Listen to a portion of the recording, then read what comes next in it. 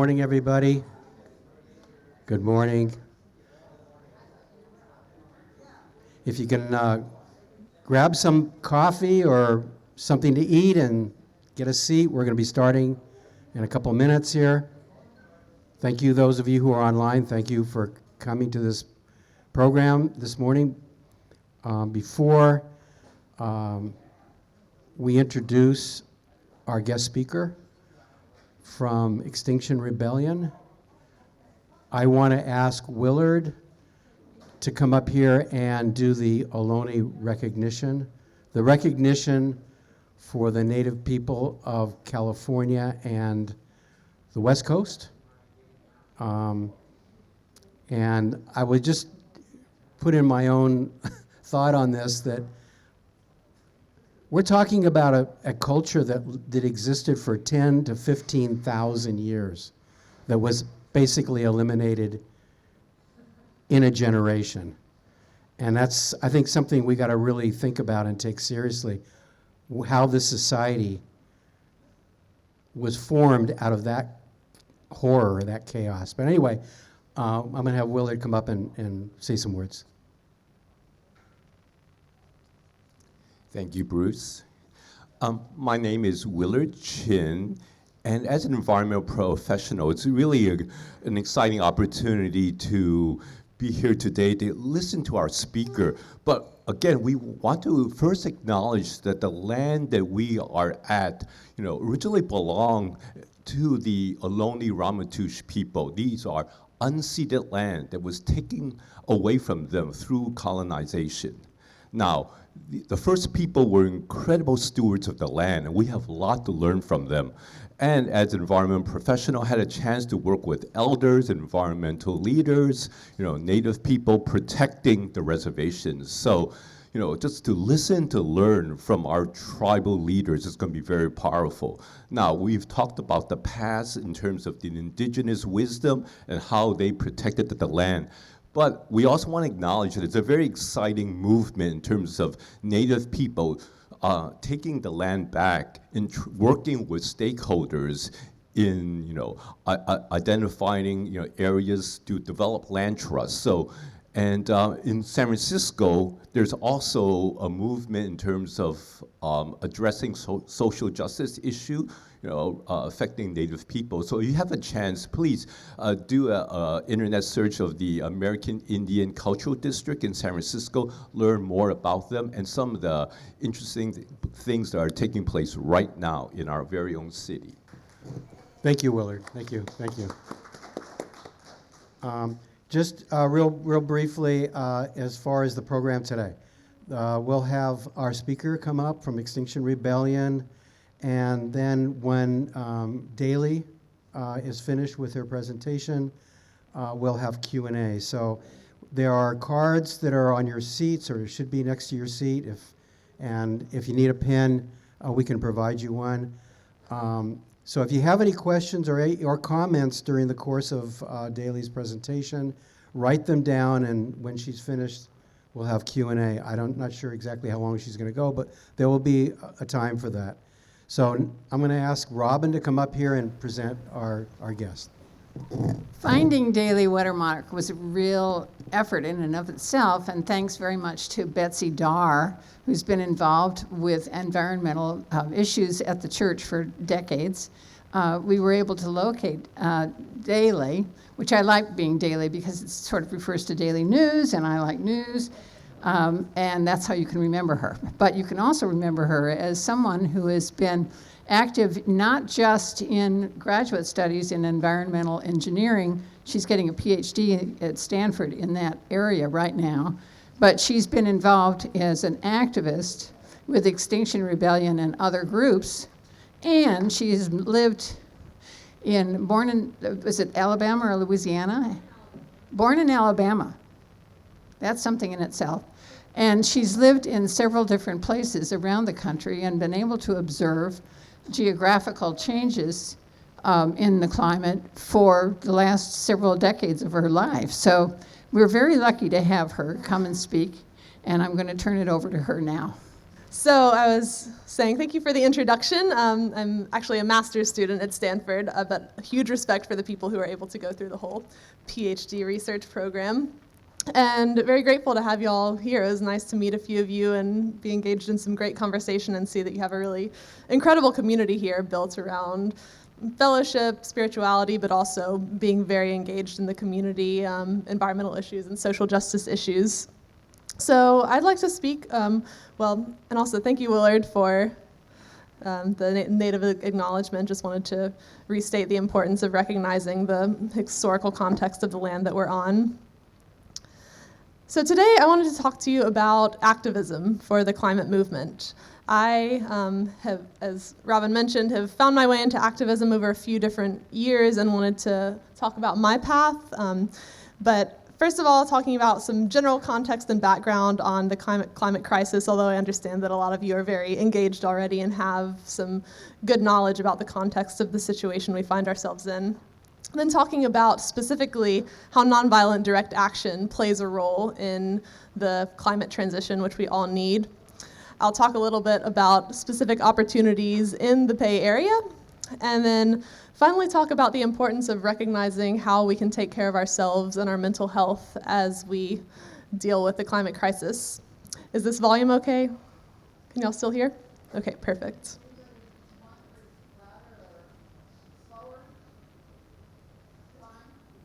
I do also tend to speak quickly, so I will try to be mindful of that. So as all of you know, climate change is an existential threat to our species, to other species, and to life on Earth. That's where Extinction Rebellion gets its name, really to emphasize the urgency of acting on climate change. Industrial scale emissions of greenhouse gases over the years have resulted in warming temperatures. And that's driven by this culture we have, especially in the Western world and the global North, of overconsumption and exploitation, which is driven by this corporate profiteering culture, where corporations and corporate interests have a huge hold over our life. And the effects are already here. All of you live in the Bay Area. I'm sure that this is nothing new to you, the wildfires and the droughts, and then other effects like sea level rise, which we're seeing across the world. And importantly, we're nearing ecological tipping points, where once we get past certain thresholds of warming, we have issues like permafrost melting in the Arctic. We have issues like feedback loops, which become harder and harder to stop the longer we wait. Sure. And climate change has a disproportionate impact. I personally come from a very privileged position, middle-income family, have never had once or have never been subjected to disproportionate pollution. But just in our neighborhood in Richmond, California, we have a community where huge parts of the population suffer with asthma. And this asthma results from being near to the Richmond refinery nearby. It results from other trucking and other effects which are going on in Richmond. And again, a lot of this is disproportionately affecting people of color and children. So what do we need to do? Well, we know we need to reduce our demand for the things that are causing the issues, restructure transportation in ways that are decarbonized and equitable for people with different mobility needs, have regenerative agriculture so that we can work with the soil and work with the land instead of using it as a tool to exploit. Restoration of ecosystems and being willing to set aside more of our land for wilderness across the world. And of course, renewable energy. But, and I know you've heard this story before, the change isn't happening fast enough. Frankly, we're not doing a good job.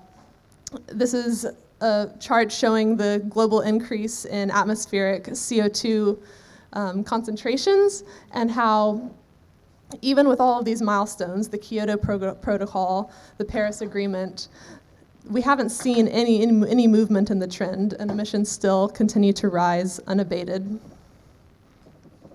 So why is this? Well, I think back to my own journey. This was a quote from me back in 2015. I was a senior in high school at the time, getting ready to go to school for engineering, very excited, very motivated, and also just sort of starting to open my eyes and learn about the climate crisis. And just in kind of a note I wrote to myself at the time, I was saying, oh, well, the only real way change will happen is if engineers can find ways to make people's current lifestyles viable, sustainable, and economically viable, even preferable. And note that word, people's current lifestyles. This is a very harmful mindset, which I was wrong about, which I had fallen victim to at the time, because this is what our culture tells us. This is the story that we've been told, that all we need is enough technology, enough innovation, enough trust in the same systems which basically got us into this problem to get us out of it. But as we can see, those systems have been working this whole time, these systems have been operating this whole time, and they haven't worked yet. So what do? We need systematic solutions. We need ways to restructure our society. These are a few different books which I highly recommend. On the left is Drawdown, which is talking about a lot of different technological but also land use solutions, also empowering women and empowering disadvantaged communities to bring more equitable society. In the middle, talking about climate crisis and the Green New Deal, how we can restructure our economic systems and our lending to encourage sustainable solutions. And finally, on the right, less is more. This is a mentality about degrowth, about recognizing that, especially in the global north, recognizing when we have enough and recognizing when we can shift to a mentality of sustaining and thriving rather than growing. So this is a mural which was created by Banksy in the UK in 2019, around the time that Extinction Rebellion as a movement was really starting. And it says, "From this moment, despair ends and tactics begin." Because what we can't do is see all of these challenges and say, these are too big, we can't handle this. What we can do is come together and recognize that each of us have a role to play in tactics to create this societal movement. So for Extinction Rebellion, what does that mean? Well, we embrace nonviolent direct action. And nonviolent direct action means getting out into the community, speaking, protesting, engaging in our political systems. And we see nonviolent direct action as the only remaining tactical option because our government has continuously failed at legal and conventional means to make the needed changes. But this attracts attention to our movement and it disrupts the business as usual and these conventional systems. So what did this journey look like for me? So on the left, this is the first climate protest that I went to. It's a very, very grainy image of evidence, but that's me holding the MIT for Climate Justice banner. This was in 2017, just after 2016 rather. It was right after the election and when then President-elect Trump had appointed a climate denier basically to head the EPA transition. And this was, my first protest. It was kind of just spurred by this moment of kind of grief about the way that our political system was heading. But then it was also very powerful because I realized that I could show up very easily to this event. It only took a few minutes to get there, to walk around, and to really feel this community of fellowship with all these people who are feeling the same grief, feeling the same worry. So I've slowly found my way into activism over time, although it really wasn't until the past couple of years since moving to the Bay Area in fall of 2021 that I've become more active as an organizer. And also, a side note just about the community that you find in the organizing community. So the guy standing to my left over there, this was the first time I remember really having a conversation with him.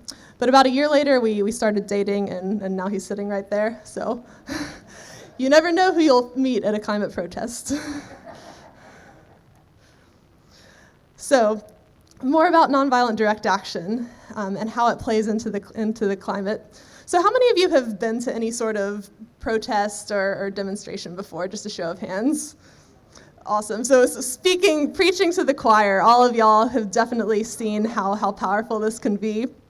But we're so inspired by just the history of how NVDA has driven change in our society, from the Indian independence movement, from the civil rights movement, activism for AIDS research back in the 1980s, and how this is all evolving to really be harmonious with the climate movement.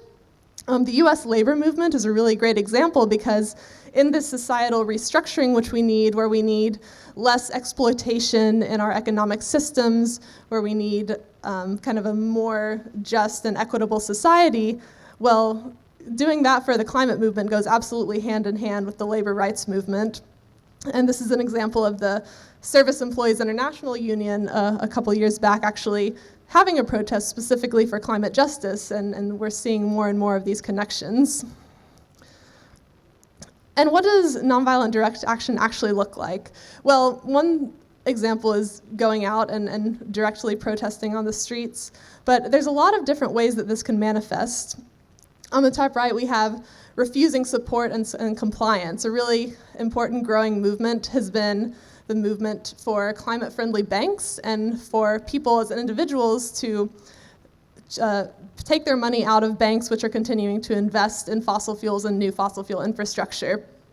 In the middle, we have lobbying decision makers, so this can be attending town hall meetings and engaging in more of a conversation with a lot of the elected officials, even running for office yourself. On the top right, we have the more conventional protest, raising awareness, civil disobedience, which is really important for visibility, for people to know that this is not going unnoticed, that there are huge amounts of people that care about the climate. On the bottom left, we have more of a direct intervention, for example, with the Dakota Access Pipeline or some of these other big fossil fuel infrastructure projects. We have people who literally put their bodies on the line, go out there, lock themselves to it, and put themselves in the way, which can be hugely successful, if not at stopping a project entirely, then at least delaying it and at least bringing a ton of action to the immediate environmental harm that's coming from these infrastructure projects. And then finally, on the bottom right, is implementing solutions. So part of saying we want this just transition and this equitable future is really living that future we envision. So this is a picture from Urban Tilth, the local community farm over on the East Bay. And some of these organizations which are really implementing this kind of grassroots organizing, green agriculture types of things, it's really embodying kind of the future that we envision, and that's an example that we can look to when people say, well, what do you stand for? And so how do we know that this works? It's kind of like with climate change, with any particular wildfire or any particular flood event. Well, it's hard to directly say that flood was caused by climate change. Conversely, it can be hard to say, well, that protest led to change, because the cause and effects are very complicated.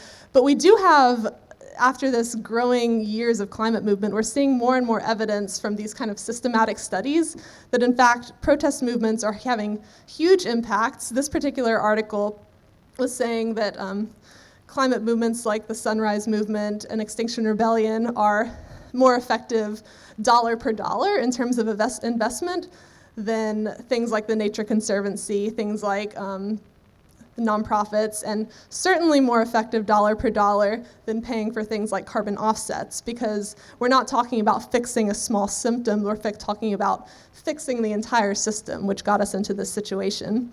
And this is what really motivates me, because even if I'm not going to see an immediate outcome tomorrow from my activism, I know that I'm contributing to this larger shift that we absolutely desperately need.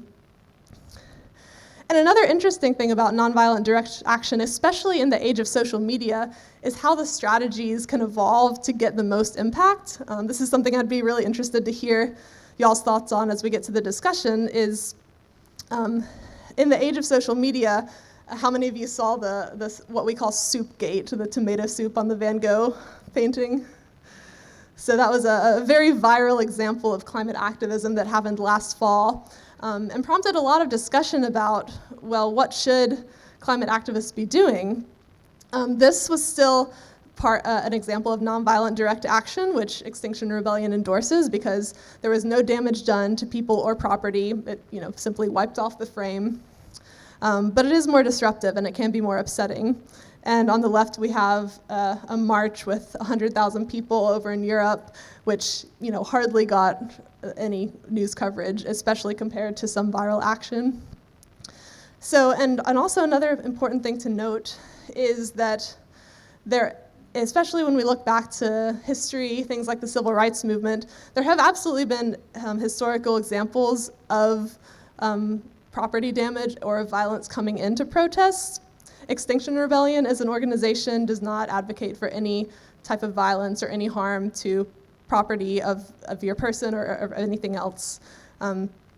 But it's something, it's a conversation that does go on in the climate space.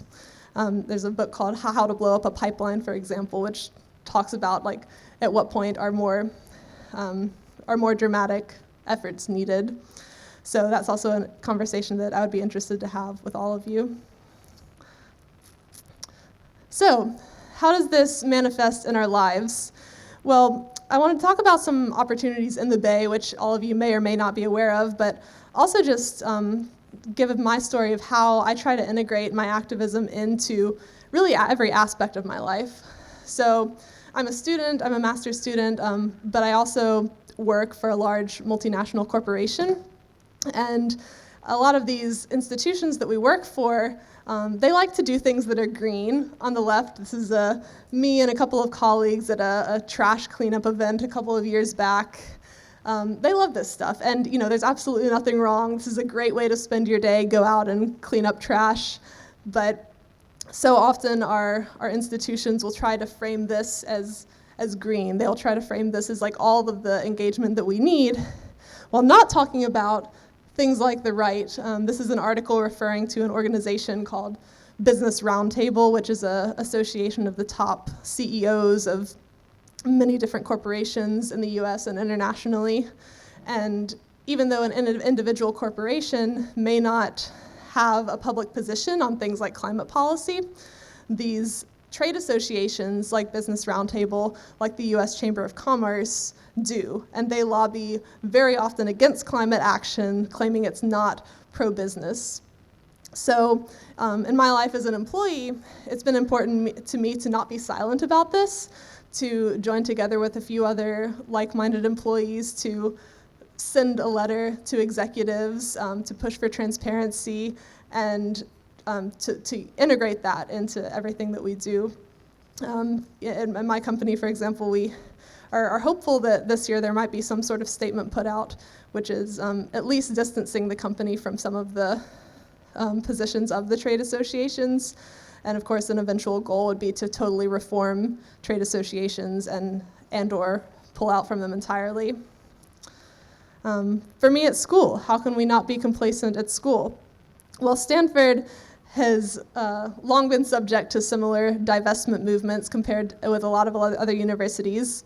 And in the past year, really, there's been a much bigger push around research funding. So there's a fantastic organization called Fossil Free Research, which is a coalition of different universities that are trying to make sure that research funding stays unbiased and doesn't affect the outcomes of the research or doesn't allow fossil fuel companies in particular to use the brand image of Stanford, Harvard, Columbia, any of these big name schools to greenwash their image.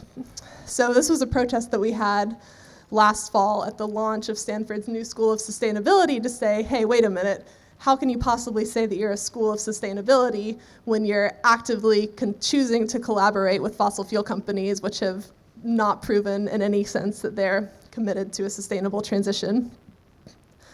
And a lot of data has come out of this, including seeing that Stanford received over $50 million, at least, probably more, because we don't have all the data from the fossil fuel industry in the past 10 years. So that's been really important to me to, especially at a very privileged institution like Stanford, to not be complacent there, to make sure that I'm recognizing the context of the place where we are. And in our community, so there's a ton of fantastic climate environmental social justice organizations in the Bay. I'd love to just quickly talk through a few of them. So, and also with each of these examples, talk about maybe specific types of examples of skills where people could engage. So Extinction Rebellion as an organization really emphasizes street theater and street art as a way to tell the story about climate change. So this is a couple examples of some visuals that were done around fish and flora and fauna to talk about kind of the future that we envision living together with the environment. And then on the flip side, on the right, this is a character called the Extractors, which are representing harm and overexploitation of the environment. So XR is really great if you're interested in kind of art or expressiveness like that. Rich City Rays is a fantastic organization that does kai activism. So they love to get out in their kayaks on protests that are along the Embarcadero or in Richmond that are somewhere near the water. They'll have a fantastic visual presence there. Third Act, together with another organization called Stop the Money Pipeline, like I mentioned about banks, has been really pushing about climate-friendly banking. So Third Act is actually a relatively new organization. It was founded by Bill McKibben and is focused on people who are over the age of 60 trying to have their kind of third act in terms of activism to really push back against inaction on climate change. So I also wanted to call out just a couple of specific actions you can take here. If you go to thirdact.org, they have a pledge that you can take to commit to moving your money to a climate-friendly bank. And if you want to research your own bank and their investments in fossil fuels, then you can go to bankforward.org. On the environmental justice and kind of policy action side, Green Action is an organization in the Bay Area and across California that works with frontline communities specifically to do things like class action lawsuits, to do things like engagement at town hall meetings, in addition to kind of the public protests. They work very closely with, for example, Bayview Hunters Point and the efforts that they've had to clean up from the naval shipyard and the toxic waste that was there.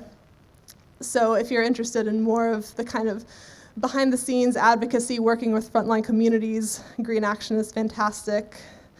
350 is a very established environmental organization, and they also do a lot of political advocacy at the state level, lobbying towards the state Senate and Assembly for climate change, as well as public actions, as well as a annual bike and walk for the planet, which anybody can participate in.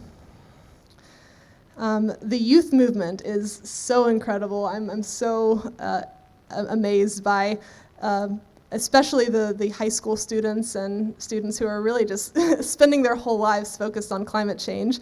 Youth versus Apocalypse is largely a high school-driven group that's based out of the East Bay that does incredible work both in organizing Friday climate strikes in San Francisco. And then this was an image from a couple of months ago when they were advocating up at the California Air Resources Board and pushing for the Clean Fleet Rule, which was made California the first state to ban diesel trucks, and that will be enacted in 2036. So they're doing really great work on the front lines in the streets, but also behind the scenes, being youth, but showing that youth can have a voice in our political process and in our policies.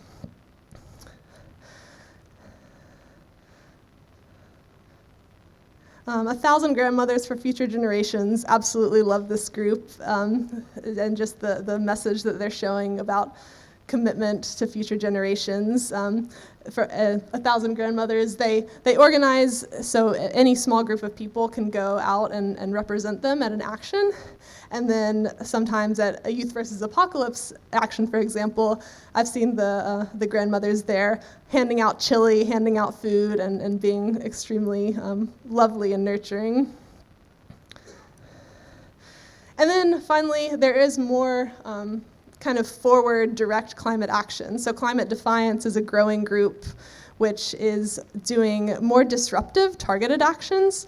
So for example, this was disrupting a speech which Amy Klobuchar was giving a few weeks ago, and they're willing to really put themselves out there, disrupt an event, and be a little bit more forward and aggressive about activism. So all that to say, there's a ton of ways to contribute in various roles. I'm not going to read through all of them, but whether you want to be on the front lines, whether you want to be a background organizer, there's so much need in the climate space for this movement of people together to engage. So with that, I want to transition to the last topic, which is how do we take care of ourselves when we get into activism, when we get into these topics? So another example from my life, what's the difference between these two pictures?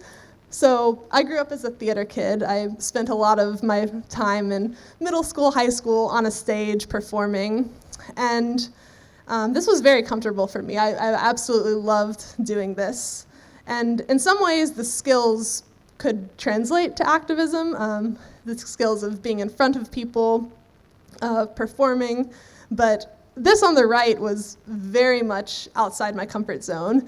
And I wondered why, and then I realized, well, that's because it's very personal. It's, this is not a character that I'm putting on. This is my story. This is my fears. This is my anxieties, and it's putting those basically on display for the world. And it's my own identity represented.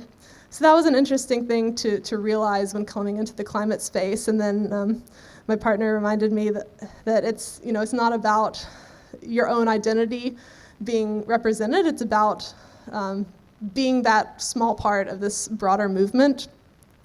And that's also a way that I, find the confidence to go out and do something like this, which is outside my comfort zone, just to know that it's me playing a small role in this broader movement. But regardless, to do this, it can be a kind of an intense mental experience, so we have to be prepared for it to impact us mentally. And there's a lot of growing conversation around the idea of eco-anxiety. It's actually been explicitly defined by the American Psychological Association as the chronic fear of environmental doom, a very happy definition. But we can think about it that way, but there's also been efforts to reframe feelings of eco-anxiety as eco-empathy or eco-compassion, because really that's what it is. What's the root of what we're feeling? It's this collective feelings of uncertainty, of just grappling with this future, which in many ways is inevitable. We're trying to do all that we can to mitigate the effects of climate change, but we know that it's coming. So part of it is finding ways to connect, finding ways to be empathetic with each other, with the environment as we move forward into these uncharted territories. So there's a lot of research, literature, which is being done to cope with eco-anxiety. These are just 3 examples of books. Britt Ray, we heard a talk from at Stanford a few months ago, and she's just absolutely fantastic at helping frame, first of all, recognize that climate anxiety and grief are absolutely okay and normal, and here are some ways that we can think about it in a healthy way so that it's not disrupting our lives too much anyway, and a couple other books which are nice. And also just in terms of resources, there's a growing movement of psychologists and therapists which are being aware that climate anxiety is a really real phenomenon which people experience.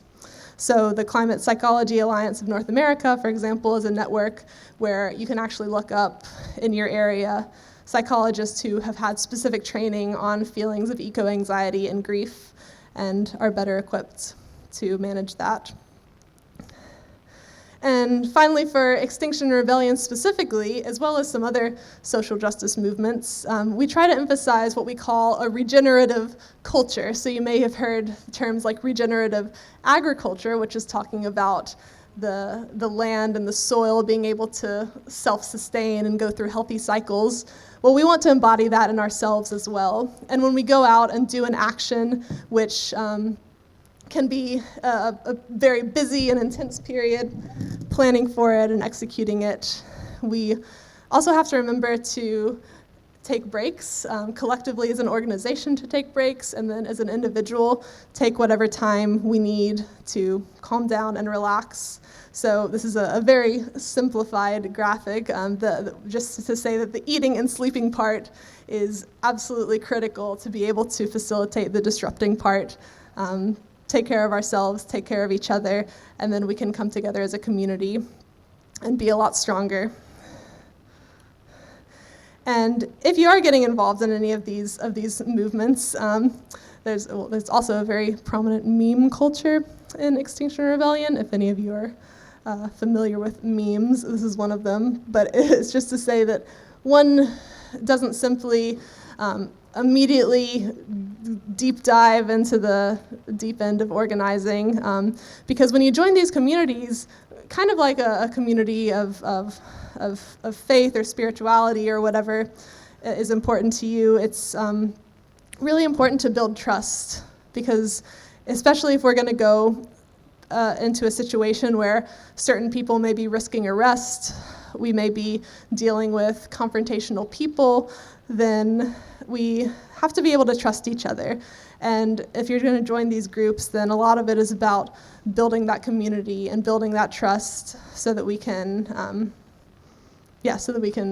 join together and have the best action. So yes, absolutely, people can join, and there's actions that can be taken very quickly, but it's also a process of learning and building trust, which, by the way, I really appreciate with this organization. I grew up, as Robin mentioned, in Alabama. I grew up in the Methodist Church, and today I am not specifically affiliated with any type of church, but that was something that was I appreciated about my time at the church, was the community and the fellowship. And although I'm not associated with the church today, I think that in some ways the activist and organizing space fills a lot of those things that I was looking for from the church, in terms of having a very like-minded, trusting community of people who maybe don't agree about everything, but have the same kind of intentions and beliefs at heart.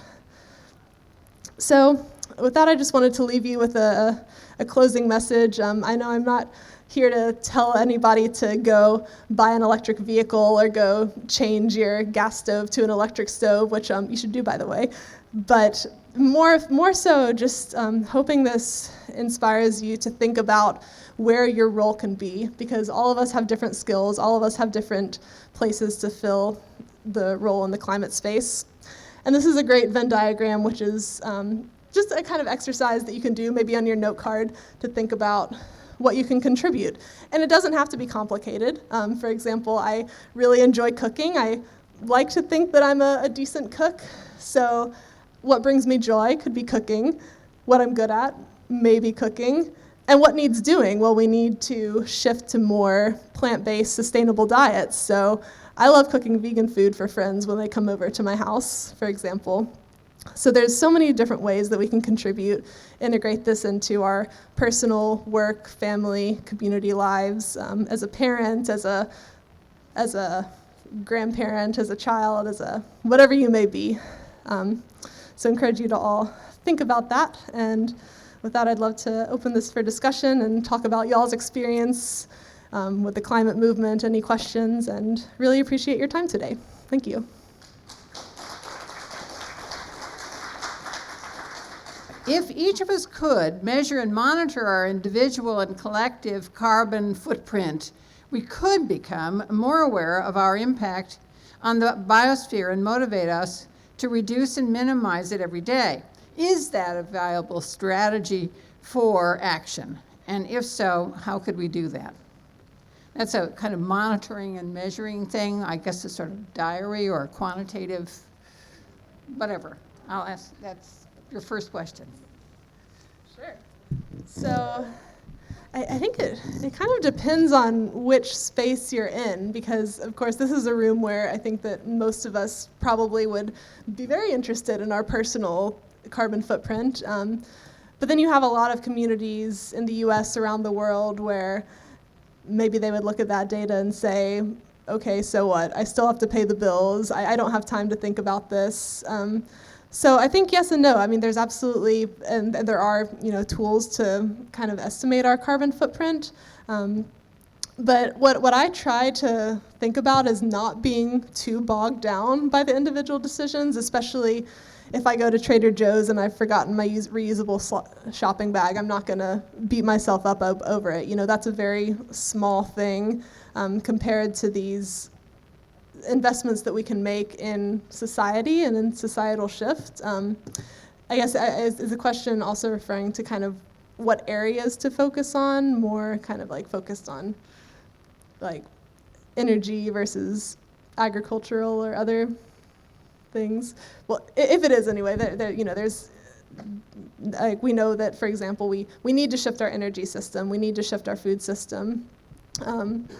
But there's also this trend in kind of accounting at an organizational level. So you may have heard of ESG. It stands for Environmental Social Governance Reporting for corporations. And there's been a lot of criticism that it's just kind of a lot of data for the sake of data and not as much evidence that the reporting is actually leading to change. So I'm an engineer. I love data, but also think that we shouldn't put too much emphasis on trying to get tons more data when we know big picture what shifts we need to be making.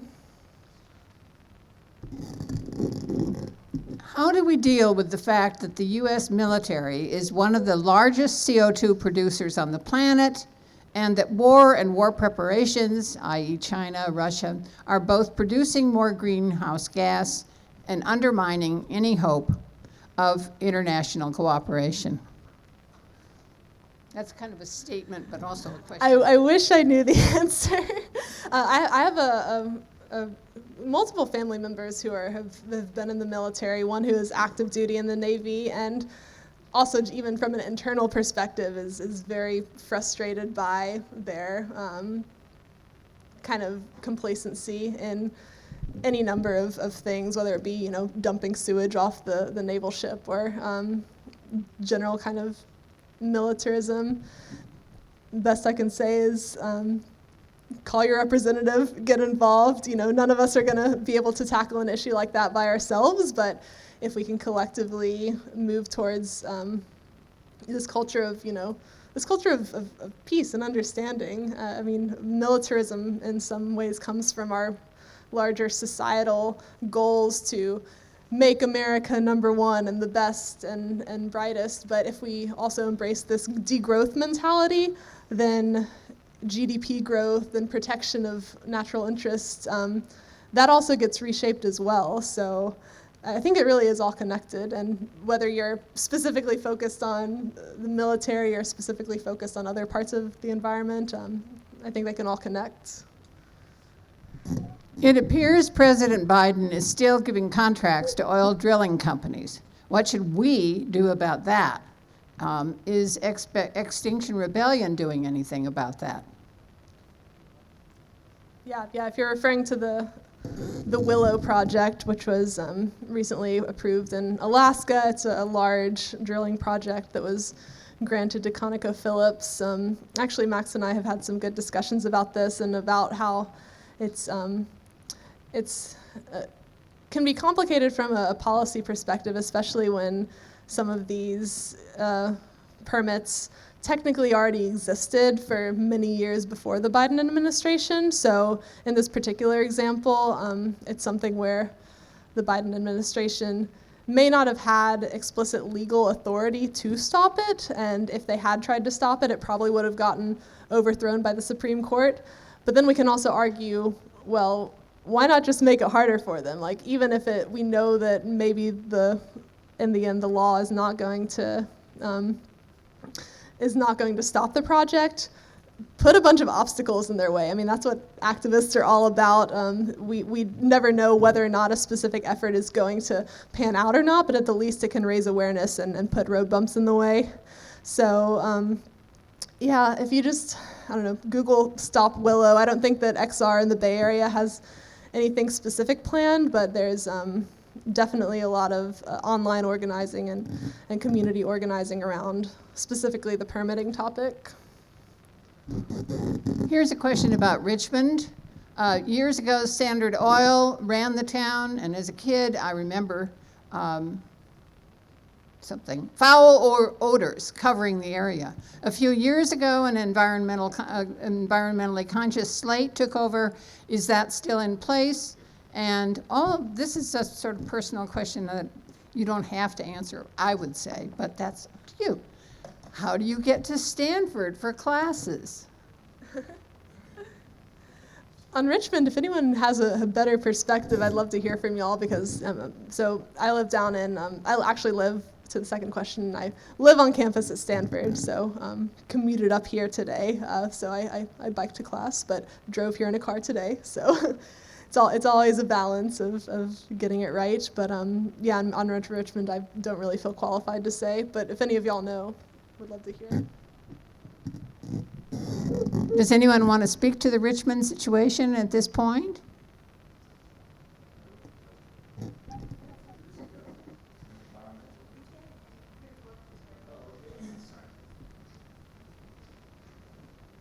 Oh, I should be using that mic. Sorry? Did I misunderstand? You don't live in Richmond? No, yeah. Oh, where did I get that?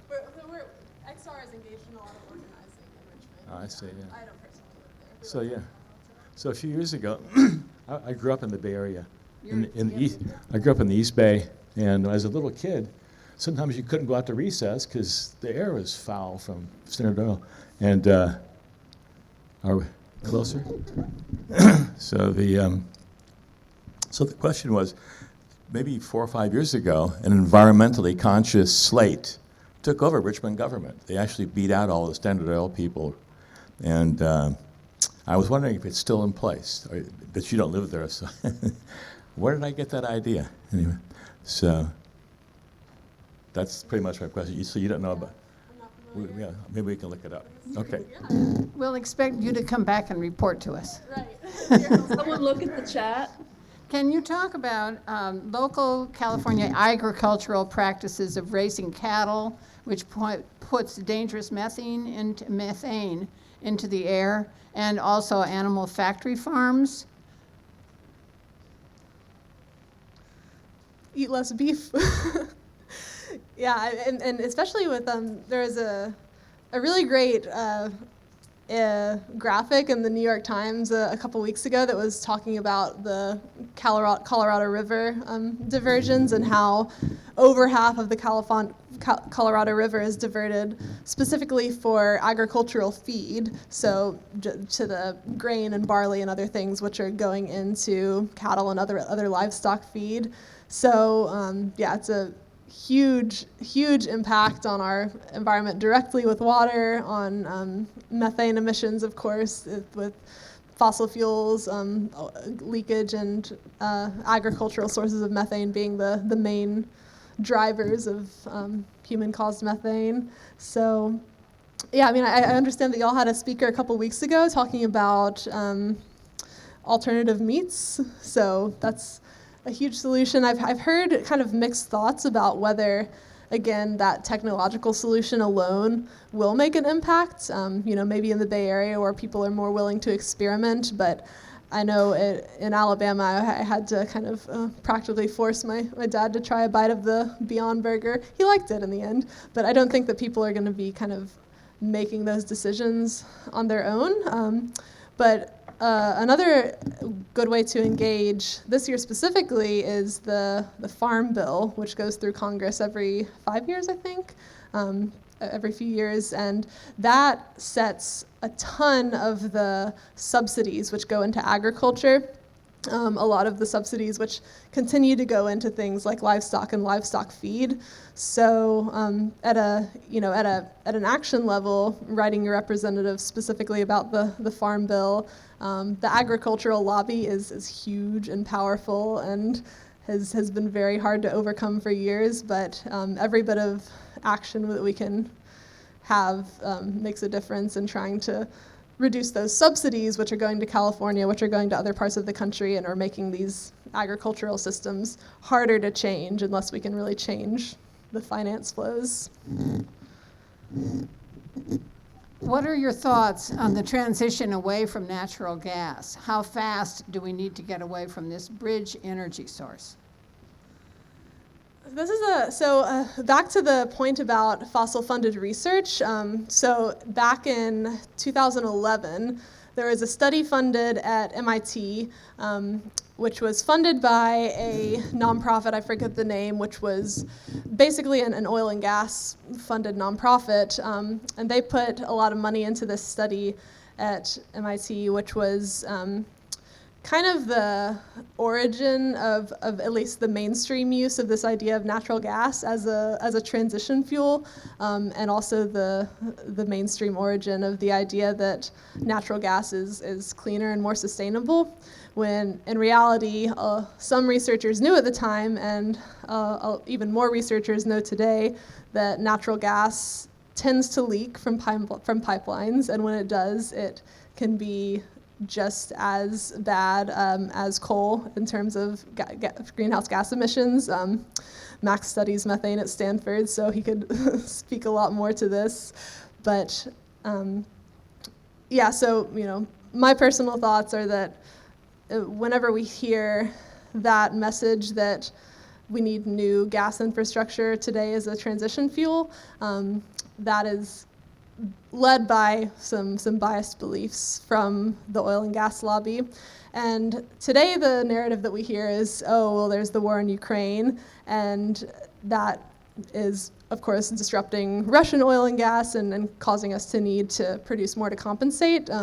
But even the International Energy Agency, which is traditionally not the most liberal in terms of its views, they've basically said, yeah, that's not an excuse. You stop using the war in Ukraine as an excuse to say that we can't accelerate our transition away from natural gas. So again, another huge lobby, another huge idea to overcome, but that report from MIT in 2011 was an interesting example of how this mainstream idea of the transition fuel was actually biased by a lot of industry interest at the time, and continues to pervade today. Here's a question from someone in the audience who's very interested and done a lot of work on environmental issues. Thanks very much for covering such a range of being an activist. Any ideas or news about how to go about a quote-unquote just transition, unquote, as mentioned in the Green New Deal? So any ideas that you have about that? Yeah, it's so the just transition, so Extinction Rebellion has globally 3 demands, which include telling the truth about the climate crisis and a couple others, but in North America specifically, it's really been really important to include that piece about just transition, not only because of the history we have of racial tensions and inequality in our own country, but because of the vast array of economic activities we have going on in our country. So for us to be producing coal, producing oil, producing renewables, producing like so many different types of industry within our own country is really kind of, I won't say unique, because of course there's a lot of diverse countries in the world, but we have a huge array of people to look out for. And yeah, other than just the idea of environmental justice extending not just to the fence line communities that are being affected by pollution, but also making sure that when we talk about environmental justice, we're talking about justice in the transition and talking about not leaving people behind, having support. Yeah, I'm not an expert in the specifics of that transition, so I wish I had more specific examples to give, but I think that whenever we talk about environmental justice, it's just important to include that definition holistically, including the people we don't leave behind.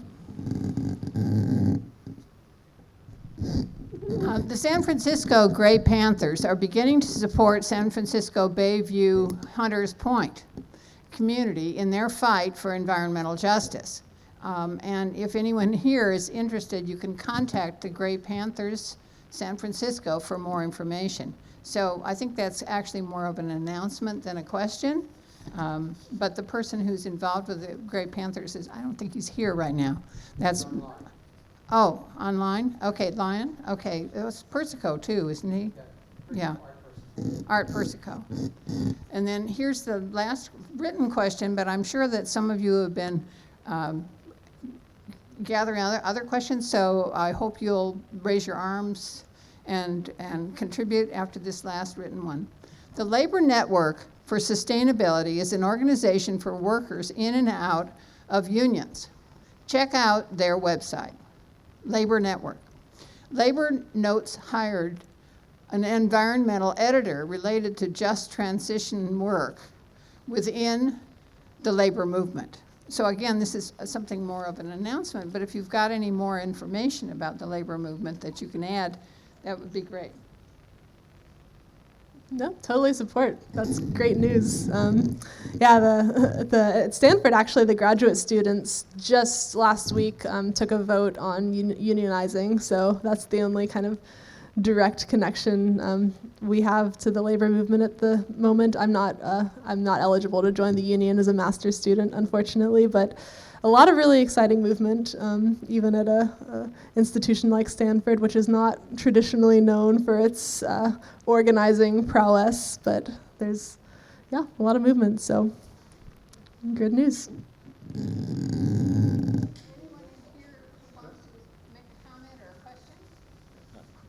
I'm sorry, I made a mistake earlier about your being from Richmond, but there was a group of people who were environmentally conscious who actually got into the government. Their mayor and all the council members, a large number of council members are environmentally conscious people. And you were talking about the project up in Alaska, Canada. So one way to disrupt it, a positive way, would be to go to those little city councils and encourage them to put people who are environmentally conscious in place, and it'll hold it down. Thanks for coming up today. Totally, and even a lot of the change that we've seen, I don't know have data about how much comes from where, but the power of local governments is huge, because in the absence of federal climate policies, which are really binding, the local governments, of course, for projects like that, but even just changing the local community's transportation system, investing in more subsidies for like changing out gas stoves, that type of thing in the community is hugely important. So absolutely agree, and we need more elected leaders who are willing to put that as a priority. Thank you very much for your presentation today. I'm wondering, I'm following the situation of Putin's war invasion of Ukraine, and the environmental activists in Ukraine are keeping track of all the destruction that is happening, going from the deaths of thousands of dolphins in the sea to all of the toxins in the air, and now, of course, the flooding. Is there any talk that you know of in the worldwide community of activists to somehow put Putin on trial just for this environmental destruction? I know it's practically, I guess, impossible in Russia for people to speak up, but is it possible for people in other countries to speak up against this specific degradation of our environment? Yeah, it's super interesting, because obviously we've all been following the war, but I personally haven't even heard too much about the environmental impacts, but you're right, that's critical. I don't know that, I think it's more likely to put Putin on trial for war crimes compared to environmental crimes, just based on what exists in international policy. Well, I guess this would be a war crime. I'm just wondering how the environmental crime could be raised up to the level of the other types of war crimes. Oh, right. So to raise it, I think it's environmental rights. I was taking a course on environmental law this past quarter, and learning about how even within the U.S. it varies a lot. certain states like Montana and New York have in their state constitutions a provision which says every individual has the right to a safe and healthful environment. And the fact that they've included that means that individuals in those states can sue the government for failing to do that. There's a new lawsuit in Montana, which is a bunch of youth basically suing the government for that reason. But federally, that statute doesn't exist, or that provision doesn't exist in the US Constitution, and globally, I don't know that it exists either. So yeah, I think that it would be unlikely to actually get Putin held accountable internationally for something like that. That being said, there's absolutely room to just raise awareness of it, and maybe that is kind of a way to reinvigorate people who have stopped following the war in Ukraine and say, wait a minute, this continues to not only disrupt people, it continues to hurt the environment in really profound ways. So yeah, thank you for mentioning that. It's a good idea. Yeah. So there are so many different things going on in today's world right now. How do you move people towards this? Is there any way of combining it with other things? I mean, I'm writing letters about, or postcards to different places, and where there are votes. Is there a voting thing that's going on right now that, in which we can partake on that level? It's not just anxiety. I think it's depression. I just really, honestly, so that's one question I have, and the effect on youth and what's happening with children in schools and the violence. Is there any way of tying in all of the crises that are happening in the schools and the suicides among children who aren't even in middle school yet? Some way of really just driving this above or within all of the other crises, and then a way of acting on it that may not involve direct action or nonviolent action, but voting, something. I don't know. It's very, very scary. Yeah, so to clarify, is your question ways to take action that are less, harmful to the mental health of our youth in particular? I don't have a clear question. I'm overwhelmed, to tell you the truth. Yeah. I'm just overwhelmed by everything that's going on, and the attention gets drawn to certain things, and but this is the existential crisis of the planet right now doesn't seem to gather the attention that the other things, the news isn't focusing on it as much, and so it's just, in some ways it feels almost like, a secondary cause in terms of addressing things in which you feel there might be an impact. I mean, for instance, the women's, the whole abortion thing, I think that women are working well, I think, in that area. But how do we move this forward? I don't know. Yeah. The grief and the depression and overwhelmedness are so real. So I really appreciate you sharing that, because, yeah, I mean, in terms of moving forward, what I can just speak to what keeps me going is that, first of all, this absolutely should not be something that's put on our youth. I get really frustrated by the idea of not just greenwashing, but youth washing, especially when these large traditional institutions are trying to say, oh, the youth are the future and they have the passion to fix this. Like, no, stop saying that. It's not their job. I mean, it's everybody's job to come together. And of course, youth have a role, elders have a role, everyone in between has a role. So first of all, is just shifting the mindset so that we stop making the youth feel like it's somehow their burden alone.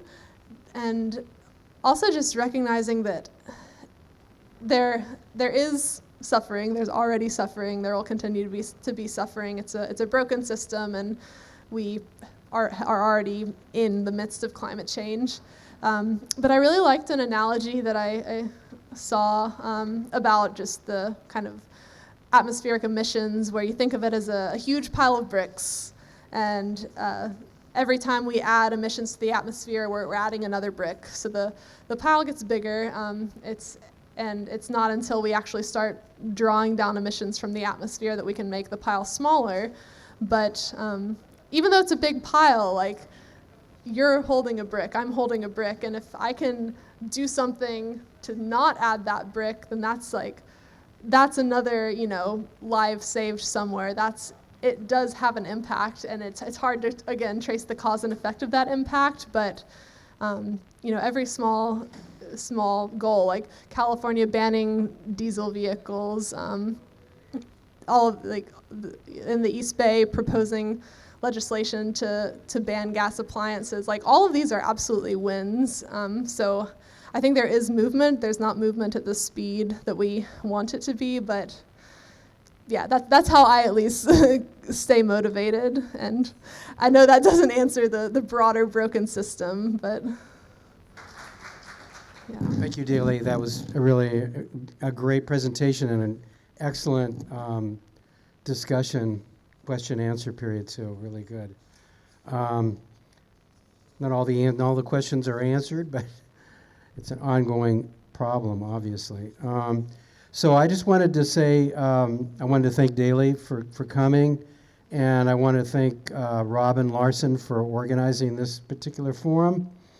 And I just wanted to say that we had planned for next Sunday for there to be a discussion about, in connection with Juneteenth, with reparations. That discussion is not going to take place because it's Father's Day and the presenter has other obligations, family obligations, could not come. So I hope that reparations forum will happen in the future. We don't know exactly when. However, I want to tell you that there's going to be on June 16th at 6:30, Sensible Cinema is going to be showing a film called Juneteenth, 1865 to 2022, The Pursuit of Economic Equality. And there will be a discussion after that film. Everybody here, I think, knows about Sensible Cinema. So anyway, you can tune in on that or come here. There's going to be a hybrid. So there'll be a live audience and a Zoom audience as well for that. Just a personal note about this. I was thinking about this. My parents, who were both driven out of Germany, got reparations after about 8 to 10 years, after they were forced to leave, 8 to 10 years.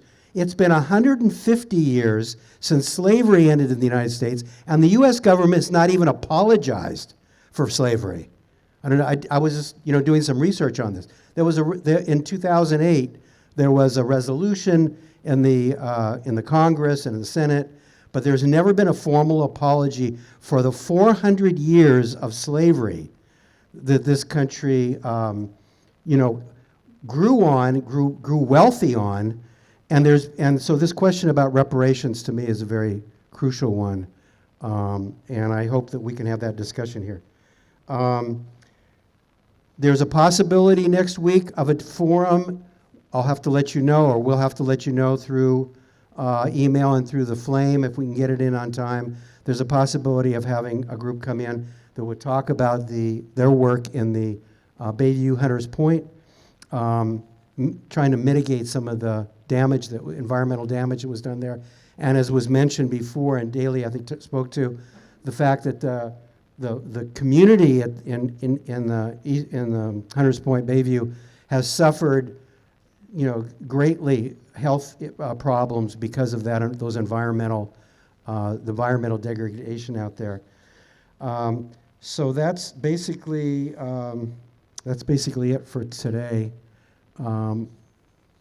If you haven't already, if you're not already on the list, the Forum and the Human Rights Working Group, this is a cooperation between those two groups, sign the list in the back to get your name on the email list. And I think that's about it. And there's also a flyer for the Sensible Cinema.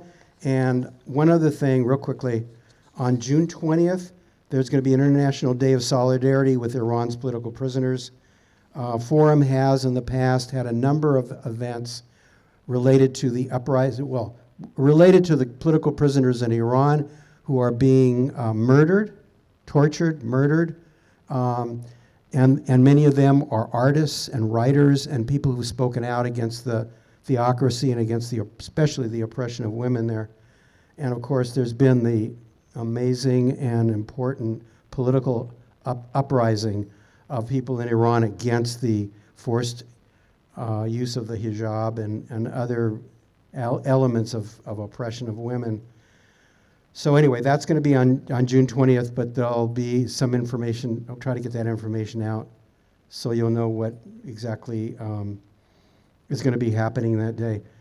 And there's always funds that are needed for that effort as well. But you can get a flyer on that in the back, on the table in the back. So with that, thank you very much for coming, and have a good afternoon.